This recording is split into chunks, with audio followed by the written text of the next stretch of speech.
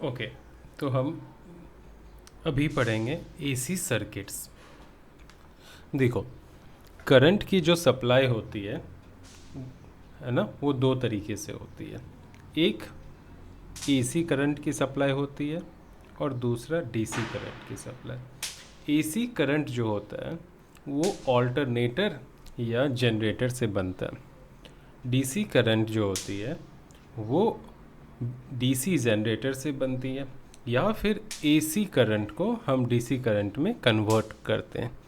तो जब भी हम एसी करंट को डीसी करंट में कन्वर्ट करेंगे तो एक डिवाइस यूज में आती है जिसको हम कहते हैं रेक्टिफायर। डीसी करंट को भी हम एसी करंट में कन्वर्ट कर सकते हैं, लेकिन उस डिवाइस को ऑसिलेटर बोलते हैं, ना कि रेक्टिफायर। तो एसी करंट का मतलब होता है ऑल्टरनेटिंग करंट, ऐसी करंट जो अपनी मैग्नीट्यूड और डायरेक्शंस कॉन्टीन्यूसली बदलते रहती है टाइम के अनुसार। डीसी करंट जो होती है उसकी मैग्नीट्यूड और डायरेक्शन फिक्स्ड होती है टाइम के अनुसार, यानी टाइम चेंज होगी तो टाइम के साथ साथ डीसी करंट की मैग्नीट्यूड और डायरेक्शन नहीं बदलेगी। एसी करंट में ऐसा कुछ नहीं होता है। एसी करंट में उसकी मैग्नीट्यूड और दिशा दोनों ही बदलती रहती है कॉन्टीन्यूसली। तो एसी करंट को हम क्या बोलते हैं, देखो यहाँ पे ऑल्टरनेटिंग करंट, और डीसी को क्या बोलते हैं, डायरेक्ट करंट, है ना। तो एसी करंट में क्या होती है, जो भी एसी करंट की डिवाइस होगी उसकी पोलैरिटी, उसकी जो वोल्टेज होती है वो बदलती रहती है। Polarity of voltage keeps changing, आप देख सकते हो यहाँ पे, है ना। जबकि डीसी करंट में क्या होती है, जो वोल्टेज होती है उसकी पोलैरिटी फिक्स्ड होती है, वो नहीं बदलती है। डीसी करंट की फ्रीक्वेंसी क्या होती है, जीरो, क्योंकि जब ऑल्टरनेट ही नहीं होगी, बदलेगी ही नहीं, तो फ्रीक्वेंसी क्या होगी, जीरो होगी। एसी करंट की फ्रीक्वेंसी जो है नॉन जीरो होती है। ओके, अब एसी करंट से चलने वाली कुछ इलेक्ट्रिकल डिवाइसेस जिनमें है एयर कंडीशन, यहाँ एसी का मतलब एयर कंडीशन है, fridge, refrigerator, coil heater, room heater की हम बात कर रहे हैं, इंडक्शन हीटर जिस पे खाना बनाते हैं, इलेक्ट्रिकल फैन, ये सारी क्या हैं, एसी से चलने वाली। अब डीसी से चलने वाली कुछ डिवाइसेस जैसे कि रेडियो, कंप्यूटर, टेलीविज़न, ये सारी क्या हैं, डीसी से चलने वाली डिवाइसेस हैं। अब एसी और डीसी दोनों से ही क्या लगता है, शॉक लगता है, लेकिन शॉक, झटका, उसकी नेचर डिफरेंट होती है। एसी से जो शॉक लगेगी वो अट्रैक्टिव होगी, डीसी से जो शॉक लगेगी वो रिपल्सिव होगी। इसका मतलब है अगर एसी वायर है, इसमें हाई वोल्टेज की करंट फ्लो कर रही है, इसको आप टच करोगे तो ये आपको धक्का मार के दूर फेंक देगी। ओके, लेकिन एसी, ये डीसी है, अगर एसी को टच करोगे तो वो आपको अट्रैक्ट करके रखेगी, ठीक है। तो इसलिए एसी जो है वो ज़्यादा खतरनाक होता है, डेंजरस होता है, घातक होता है। तो अगर सेम वोल्टेज की एसी है और सेम वोल्टेज की डीसी है तो कौन ज़्यादा खतरनाक होगी, एसी। ओके, अब यहाँ देखते हैं, बात कर रहे हैं एसी जनरेटर। एसी जनरेटर क्या प्रोड्यूस करती है, ऑल्टरनेटिंग वोल्टेज। ओके, तो ये source of AC, alternating current बोलो या ऑल्टरनेटिंग वोल्टेज बोलो, दोनों ही चलेगा। और जो एसी वोल्टेज है या एसी करंट है वो टाइम डिपेंडेंट ईएमएफ प्रोड्यूस करती है, यानी जो वोल्टेज प्रोड्यूस करेगी, जो ईएमएफ प्रोड्यूस करेगी, वो समय के अनुसार, समय के साथ बदलती रहेगी। It keeps changing with the time. अब आ जाओ, इसी को हम, इसी एसी करंट का एक टाइप है साइनोसॉइडल करंट है, यानी ऐसी करंट जो कि साइन फंक्शंस को फॉलो करती है, ऐसी ईएमएफ जो साइन फंक्शंस को फॉलो करती है। तो देखो यहाँ ये जो ई है इसको बोलते हैं इंस्टेंटेनियस ईएमएफ। ये क्या है, इंस्टेंटेनियस ईएमएफ। मैं यहाँ लिख देता हूँ, ये है इंस्टेंटेनियस ईएमएफ। ओके, थोड़ी सी इसकी लीड पतली करती हूँ।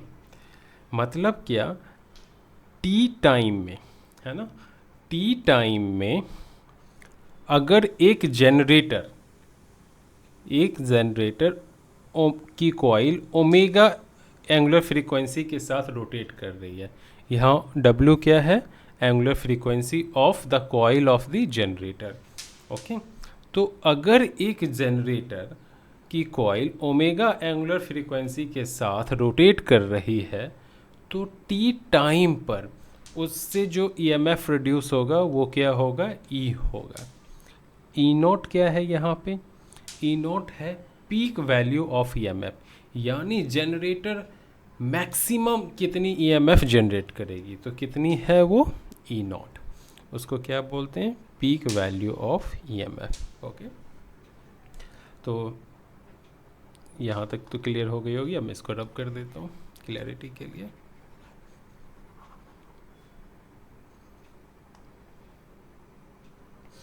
आगे चलते हैं।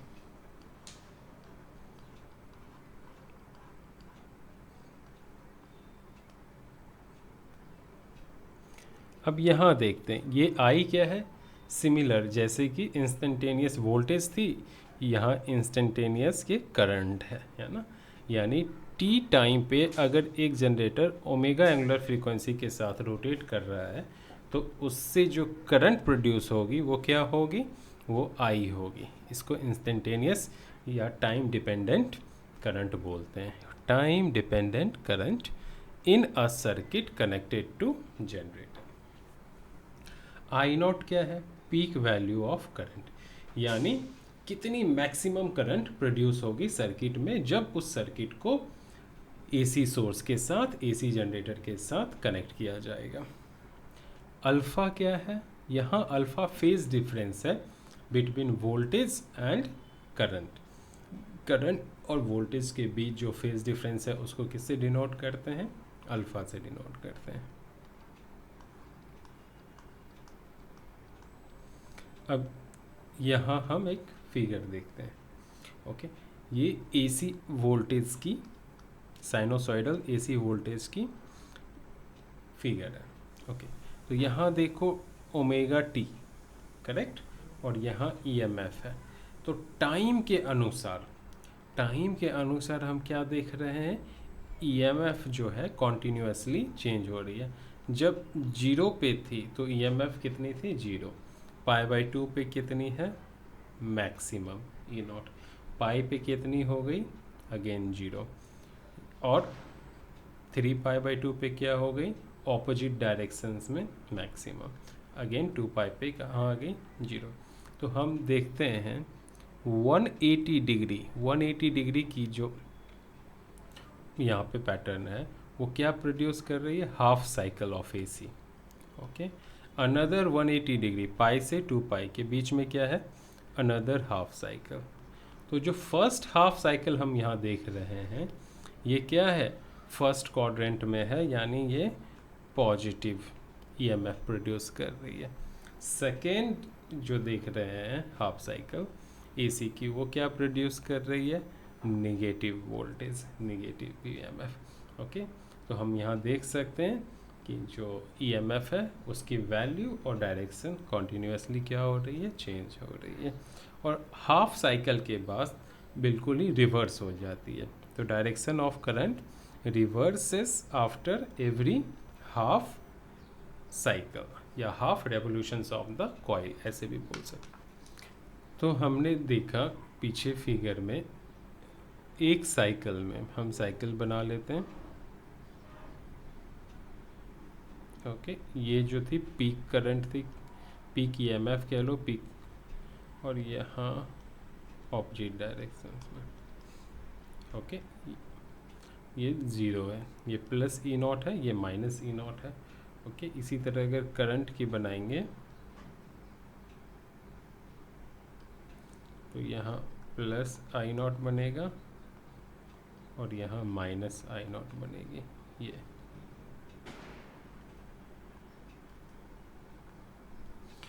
ओके, तो हम एक साइकिल में देख सकते हैं मैक्सिमम वोल्टेज कितनी है ई नॉट और मिनिमम वोल्टेज कितनी है 0।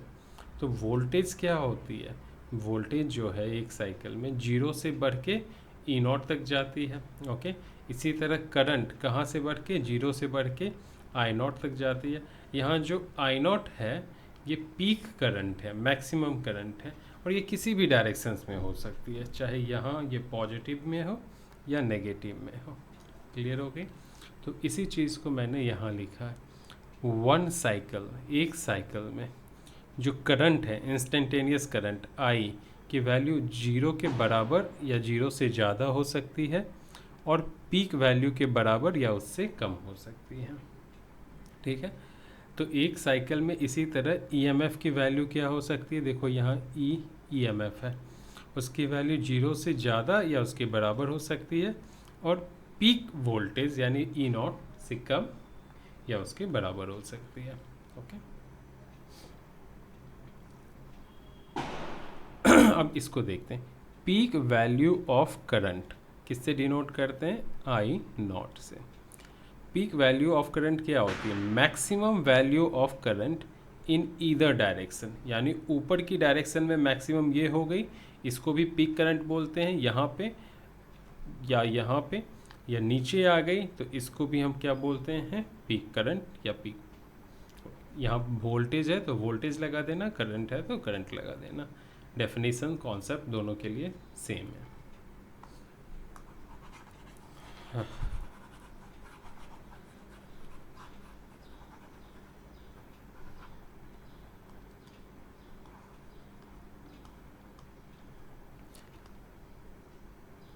अब हम एवरेज और मीन वैल्यू ऑफ एसी के ऊपर फोकस करेंगे। वापस से मैं एक साइकिल बनाता हूँ। देखो, एवरेज करंट एक कंप्लीट साइकिल का मतलब क्या, कहाँ से, यहाँ से स्टार्ट हुई है, ये हाफ साइकिल हुई, अनदर हाफ साइकिल यहाँ से यहाँ गई, ये वन फुल साइकिल हुई। तो वन फुल साइकिल में जो एवरेज करंट होती है उसकी वैल्यू होती है 0। इसलिए जब भी हम एवरेज करंट की बात करते हैं तो सिर्फ हाफ साइकिल, चाहे ये वाला हो या ये हो, हाफ साइकिल ये है ना ये, ओके, हाफ साइकिल में जो एवरेज करंट की वैल्यू होती है उसे ही हम कंसीडर करते हैं। क्लियर हो गया? ओके, तो देखो अब डेफिनेशंस को। This is the average of all values of the voltage over one half cycle. Clear? तो सिर्फ वन हाफ साइकिल, ओके, इसमें जितनी भी वोल्टेज की वैल्यू है उसका एवरेज आप निकालोगे, जो भी मिलेगा उसे एवरेज वोल्टेज बोलते हैं। इसी तरह इस हाफ साइकिल में जितनी भी करंट की वैल्यू है उसका एवरेज निकालोगे तो उसको हम बोलेंगे एवरेज करंट। ओके, तो यहाँ एवरेज करंट जो होती है वो क्या होती है, 0.637 इंटू पीक करंट, और एवरेज वोल्टेज जो होती है वो क्या होती है, 0.637 इंटू पीक वोल्टेज।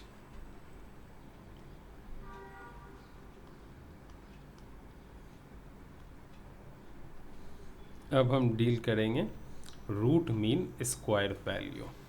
ये क्या होती है, रूट मीन स्क्वायर करंट को या रूट मीन स्क्वायर वोल्टेज को इफ़ेक्टिव वोल्टेज भी बोलते हैं या इफ़ेक्टिव करंट। तो देखो, root mean square voltage ERMS को इफ़ेक्टिव वोल्टेज बोलेंगे और root mean square IRMS current को इफ़ेक्टिव करंट भी बोलेंगे। ओके, अब होता क्या है, क्या सेंस बनती है, इस पे हम फोकस करेंगे। देखो, ये एक सर्किट है, इसमें जो सोर्स लगी हुई है वो ऑल्टरनेट करंट का सोर्स है। ओके, और ये करंट कहाँ जा रही है, एक प्योर रेजिस्टर पे। क्लियर? तो यहाँ जो हीट प्रोड्यूस होगा वो हो रहा है H। क्लियर हो गई? तो फिर से मैं बता दूँ, यहाँ एक AC सर्किट है, प्योरली रेजिस्टिव सर्किट है। ओके, इसमें जो करंट की सोर्स है वो करंट प्रोड्यूस कर रही है और वो जा रही है रजिस्टर में, इससे हीट प्रोड्यूस हो रहा है एच वैल्यू की। अगर सेम सर्किट हो लेकिन जो सोर्स हो वो डीसी हो, क्लियर, सोर्स डीसी हो, सेम रेजिस्टेंस हो, रजिस्टर हो, उससे एक करंट की वैल्यू जा रही है जिससे हीट क्या हो रही है, एच ही प्रोड्यूस हो रही है। यानी इससे भी हीट एच प्रोड्यूस हो रही है, इससे भी हीट एच प्रोड्यूस हो रही है। तो जितनी करंट निकल रही है ना बैटरी से, उस करंट को क्या बोलते हैं, आई आर एम एस। उसको हम क्या बोलते हैं, I R M S. Okay, फिर से एक बार देख लो, इसको मैं इक्वेशंस के थ्रू समझा देता हूँ। तो समझो यहाँ एक बैटरी लगी हुई है और ये रजिस्टर है आर। मान लो आई करंट इससे फ्लो कर रही है ना। तो टी टाइम में ये कितनी हीट प्रोड्यूस करेगी, आई स्क्वायर आर टी, है ना, यानी इतनी हीट देगी। क्लियर। अब यहाँ एक एसी सोर्स है और सेम रजिस्टर है आर। क्लियर। अब एसी सोर्स से एक करंट निकल रही है, मान लो वो है आई स्टार। ओके, और ये जो हीट दे रही है सेम अमाउंट में दे रही है। ओके, जब आई स्टार इससे करंट निकल रही है, I star square R T, correct. तो ये जो आई स्टार है ना, ये क्या है, आर एम एस करंट है। क्लियर। क्यों, क्योंकि ये जो सोर्स है ना, ये आई स्टार से ज़्यादा भी करंट दे सकता है, ये एसी सोर्स, और उससे कम भी दे सकता है। क्लियर। तो ये आई स्टार एक पर्टिकुलर वैल्यू है, जिस वैल्यू पे हमें उतनी ही हीट मिलेगी जितनी कि बैटरी से आई करंट जाने के बाद मिली है। ओके, मैंने उल्टा किया। क्लियर।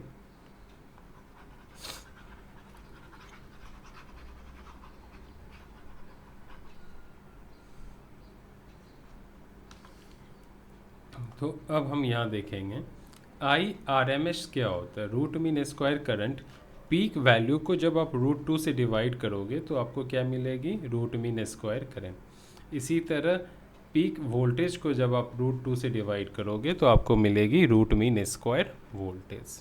ओके, यहाँ पे ये हीट है। हीट क्या होता है, I R M S square into R into time. ये टाइम को हम 2 पाई बाय ओमेगा लिखते हैं क्योंकि टाइम पीरियड का फॉर्मूला है 2 पाई बाय ओमेगा। तो ये कितनी हीट है, ये 1 साइकिल में जो हीट निकली है, ओके, वो है। अब हम लर्न करेंगे फेजर और phasor diagram.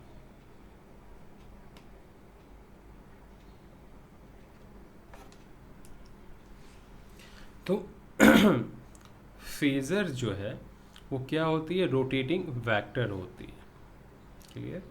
Phasor rotating vector होती है जो रिप्रेजेंट करती है फिजिकल क्वांटिटी को, ऐसी फिजिकल क्वांटिटी को जो टाइम के साथ वेरी करते हैं। यहाँ ईएमएफ और करंट दो ऐसी फिजिकल क्वांटिटी है जो टाइम के साथ वेरी कर रही है, इसलिए ईएमएफ और करंट को रोटेटिंग वेक्टर से हम डिस्क्राइब कर सकते हैं। ओके, क्लियर हो गए, यानी कि फेजर से डिस्क्राइब कर सकते हैं। और जो डायग्राम रिप्रेजेंट करती है फेजर को उसे फेजर डायग्राम बोलते हैं। यहाँ पे हम एक करंट का फेजर बनाए हैं, फेजर डायग्राम, इसको आप ध्यान से देखो।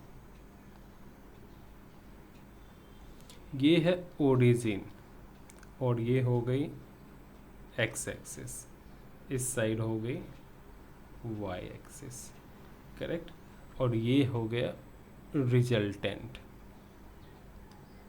ओके, हमारे पास जो करंट है वो क्या है, I equal to I naught sine omega T.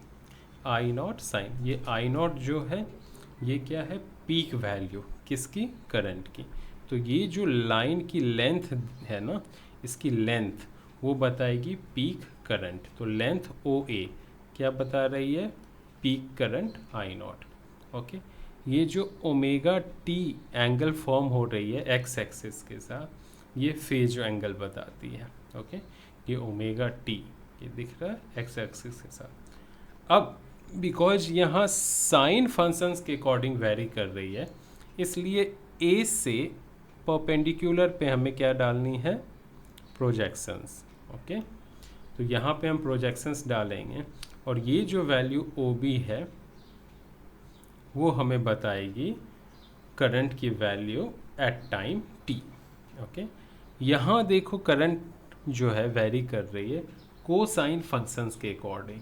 तो सेम बाकी सब कुछ सेम रहेगा। देखो ये सेम है एक्स एक्सिस, वाई एक्सिस, ये रिजल्टेंट भी सेम है O A, omega T same है, लेकिन जो करंट हमें दिखेगी इफेक्टिव वैल्यू करंट की वो एक्स एक्सिस पे दिखेगी, उस पर हमें प्रोजेक्शन डालना पड़ेगा। क्यों? क्योंकि ये कोसाइन फंक्शंस को फॉलो कर रही है। ओके, अभी हम डील करेंगे प्योरली रेजिस्टिव सर्किट को।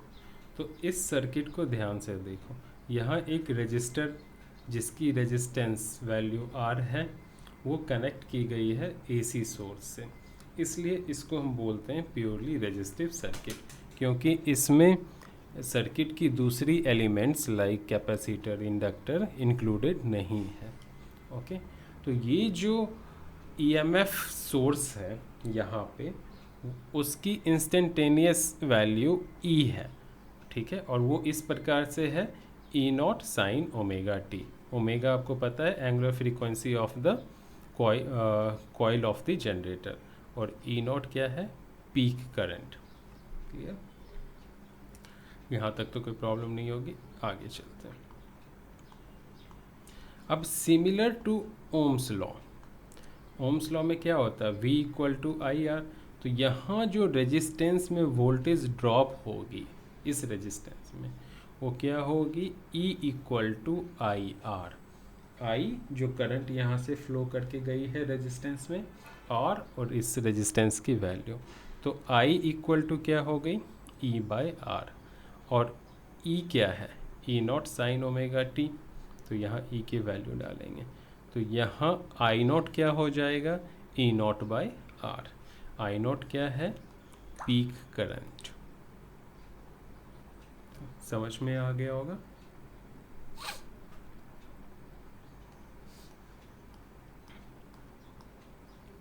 एक इम्पॉर्टेंट चीज़ है, एसी करंट की बिहेवियर रेजिस्टेंस के अंदर सेम होती है उसी तरीके से जिस तरीके से डीसी की बिहेवियर होती है। तो बिहेवियर ऑफ, उल्टा भी बोल सकते हैं, behaviour of resistance will be same for AC and DC. एक और, प्योरली रेजिस्टिव सर्किट में करंट और ईएमएफ के बीच फेज डिफरेंस क्या होता है? जीरो। ओके, तो यहाँ देखो इसके लिए फेजर बना है, ये क्या है? ई नॉट है रिजल्टेंट। क्लियर हो गई? और यहाँ क्योंकि फेज डिफरेंस सेम है इसलिए इसी के ऊपर यहाँ से यहाँ गई है आई नॉट। क्लियर हो गया?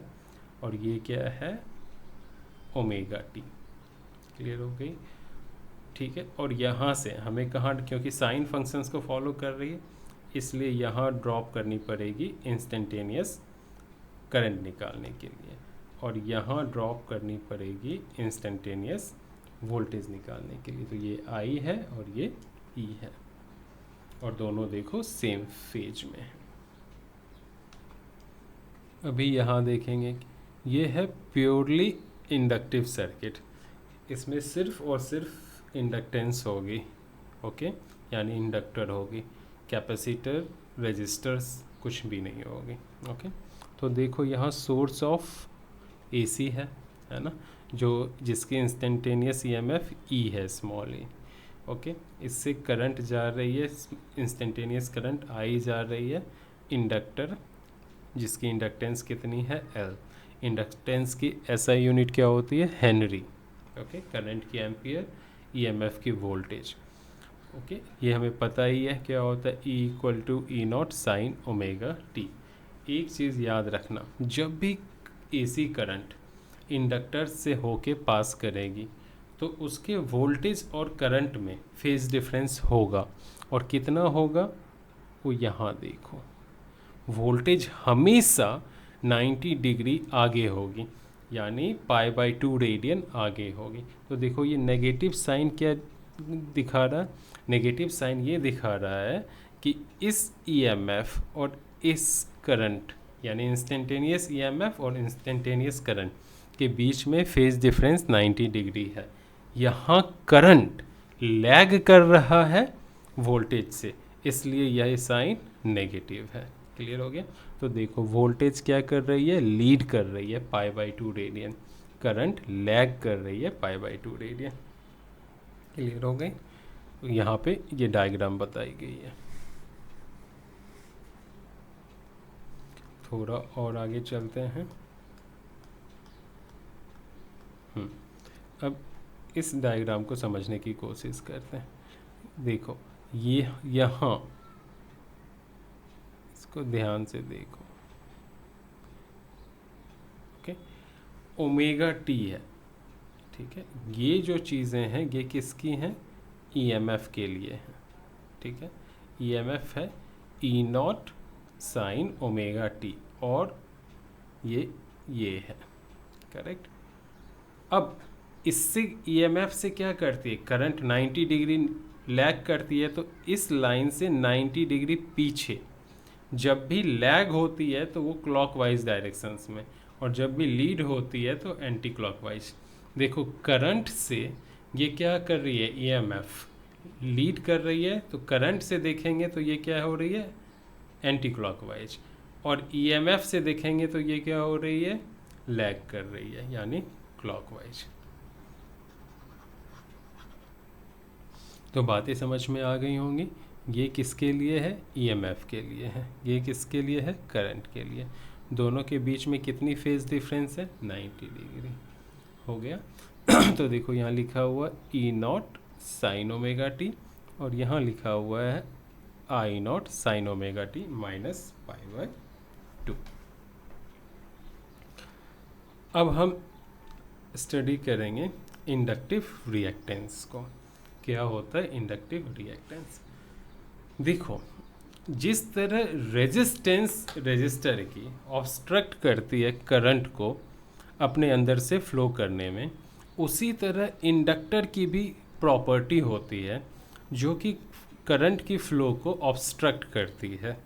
उसी प्रॉपर्टी को बोलते हैं इंडक्टिव रिएक्टेंस, ठीक है। इसी तरह कैपेसिटर के पास भी प्रॉपर्टी होती है कि वो करंट को ऑब्स्ट्रक्ट करे, उसको अपोज करे। ये जो अपोजिंग नेचर होता है, अपोजिंग प्रॉपर्टी होती है, इसी को बोलते हैं कैपेसिटिव रिएक्टेंस। तो फिलहाल हम इंडक्टिव रिएक्टेंस को देखेंगे। क्या है इंडक्टिव रिएक्टेंस?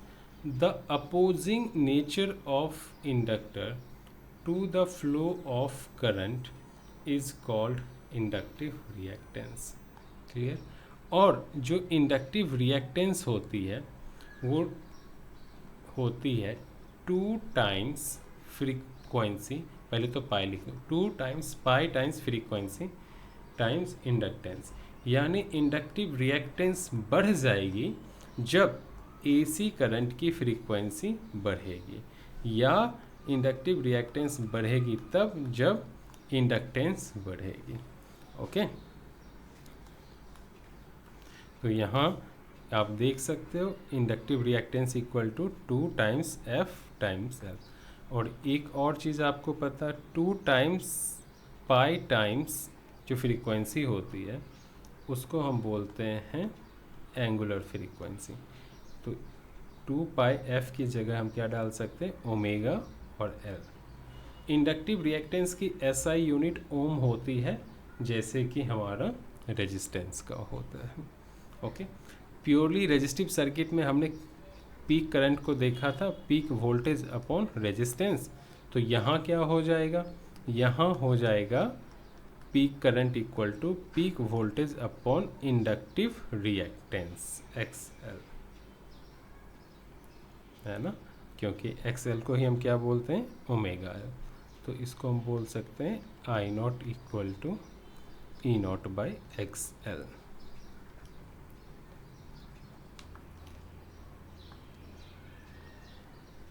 ओके, अभी हम स्टडी करेंगे प्योरली कैपेसिटिव ऑल्टरनेटिंग सर्किट को।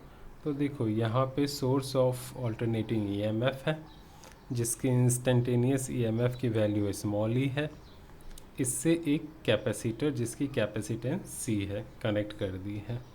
तो इसी सर्किट को हम क्या बोलते हैं, प्योरली कैपेसिटिव सर्किट। ये E equal to E naught sine omega t है।